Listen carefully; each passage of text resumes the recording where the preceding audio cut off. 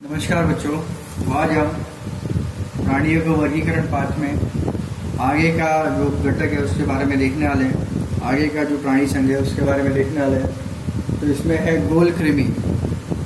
गोलकृमि संघ के प्राणी की क्या विशेषताएं होती हैं, कैसे होते हैं, उसके बारे में देखेंगे। इन प्राणियों का शरीर बेलनाकार, बारीक धागे के जैसा अथवा दंड गोलाकार होता है, इसलिए इन्हें गोलकृमि कहते हैं। ओके, बेलनाकार और दंड गोलाकार होता है, इसलिए इन्हें गोलकृमि कहते हैं। गोल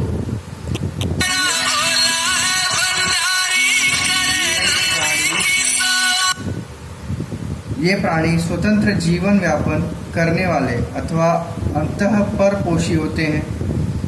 स्वतंत्र रूप में रहने वाले प्राणी ये जलचर अथवा भूचर हो सकते हैं।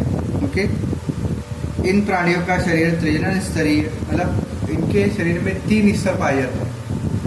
ओके, और इनके शरीर में नकली देह हुआ पाई जाती है, आभासी बोल सकते हैं इसको। इन कृमियों का शरीर अखंडित होकर इनके आसपास अनेक उपचर्म होते हैं।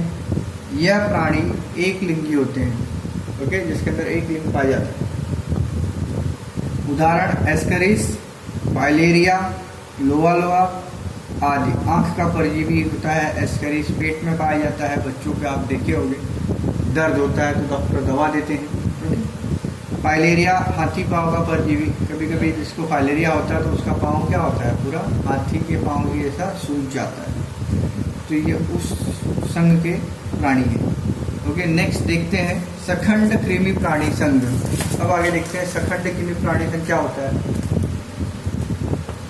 ये प्राणी बेलनाकार दंडाकृति होकर इनमें विखंडी खंडी भवन दिखाई देती है, इसलिए इन्हें खंडीभूत कृमि भी कहा जाता है। अधिकतर प्राणी स्वतंत्र जीवन यापन करने वाले होते हैं, परंतु कुछ बाह्य परजीवी होते हैं।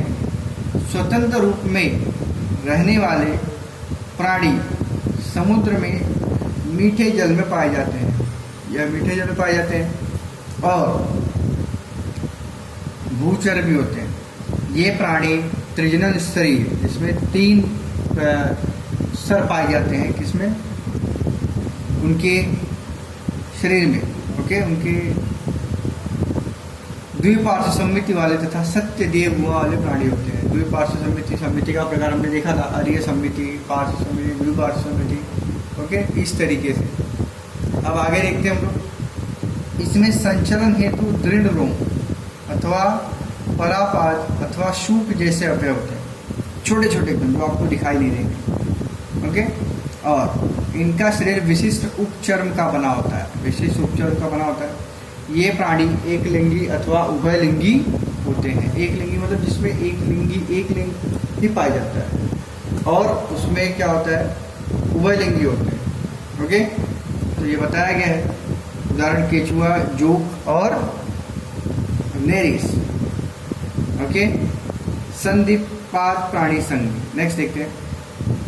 इन प्राणियों में छोटे छोटे टुकड़े जुड़कर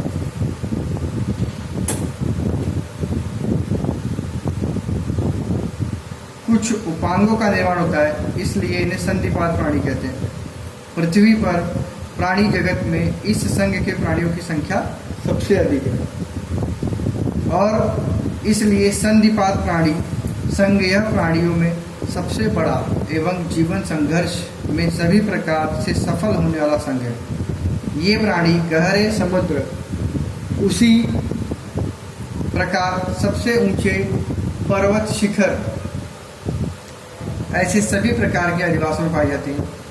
इन प्राणियों का शरीर त्रिजनन स्तरीय, सत्य देहुआ युक्त अथवा द्विपार्श्व सम्मिति वाला होकर खंडीभूत भी होता है। इनके शरीर के आसपास काइटिन युक्त बाह्य कंकाल होता है, एक्सोस्केलेटन जिसको हम लोग बोल सकते हैं। ओके, बाह्य कंकाल। ये प्राणी एक लिंगी होते हैं। खेकड़ा, मकड़ी, बिच्छू, गोम, तिलचट्टा, तितली, मधुमक्खी, शतपात, मच्छर, मक्खी इत्यादि, ये सभी जो प्राणी होते हैं उस संधिपाद संघ के प्राणी होते हैं।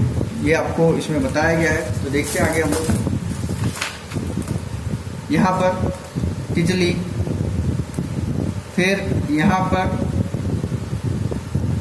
बिच्छू है ना, उधर तिलचट्टा के बारे में बताया गया, उसका वक्ष शरीर है ना, फिर पंख उधर, क्योंकि तिलचट्टा उड़ता भी है, ये आपको पता है लेकिन नहीं।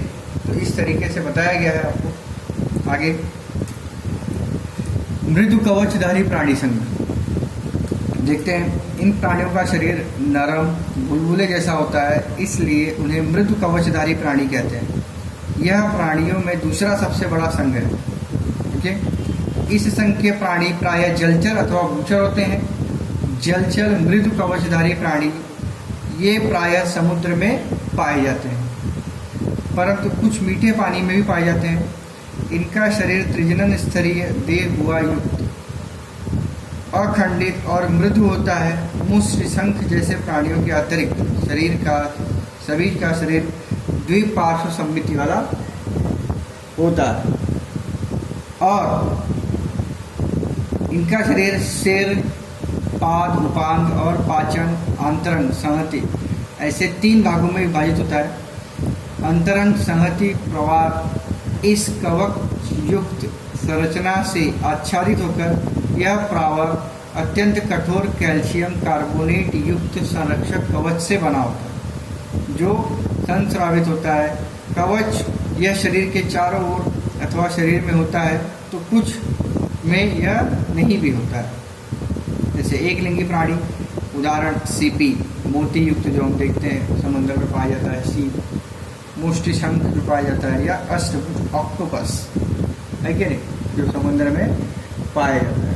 तो इस तरीके से आपको यहाँ तक हो गया है। नेक्स्ट पीरियड में हम लोग नेक्स्ट का देखेंगे। धन्यवाद।